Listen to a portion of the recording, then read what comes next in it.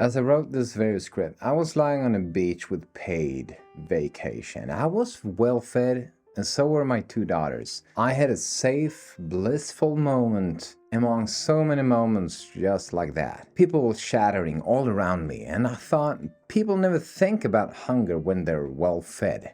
People don't want to think about health when they're healthy, or about poverty when they're wealthy. Rightfully so, I think, in a way.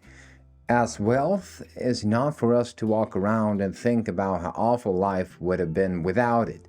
Yet, we've all met those people that seem just to enjoy life more. They appreciate what they've been given so much more. It was that sense of gratitude in the middle of dismay that came to me at the well-fed moment on the beach. I also think, in a way, that my chattering fellow human beings would have been enriched by that same feeling. I read about levels of hunger, from silent hunger to starvation, and thought aghast that famine in my little world is just a word.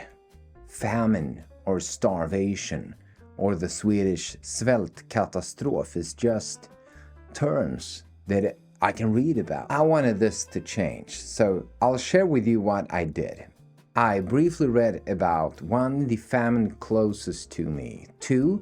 The greatest famine in the history of humans, and 3. The gravest contemporary famine. In 1869 in Sweden, Västerbotten, my ancestors starved. This led to a mass immigration to America.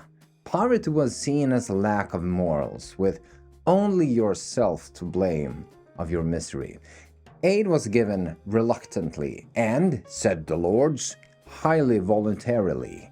Thanks to a few concurrent weather phenomena, 3 degrees Celsius in May in Stockholm, and drought, 27,000 people are estimated to have died of hunger.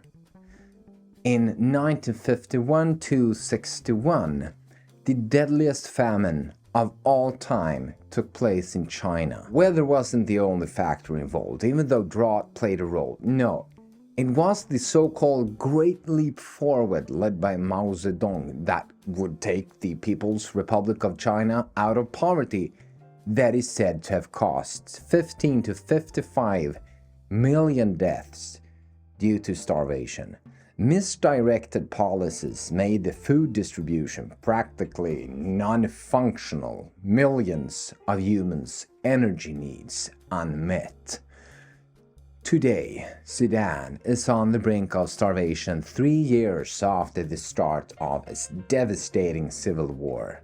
More than 150 years after my ancestors in Västerbotten died from an empty plate several days in a row, over 130,000 people are living under the worst conditions. 40% of the 53 million inhabitants of Sudan are threatened by acute lack of food. What's more, Elon Musk just turned a trillionaire.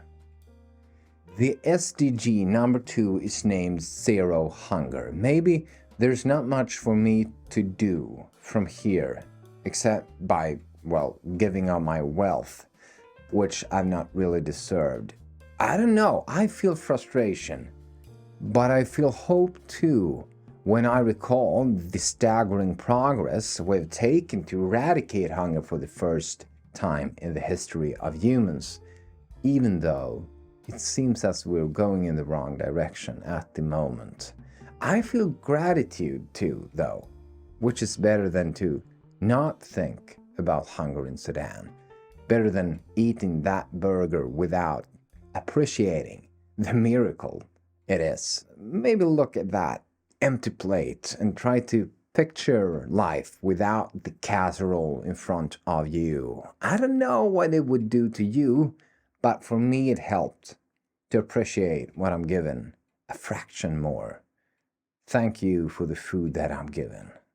See you next week. Bye.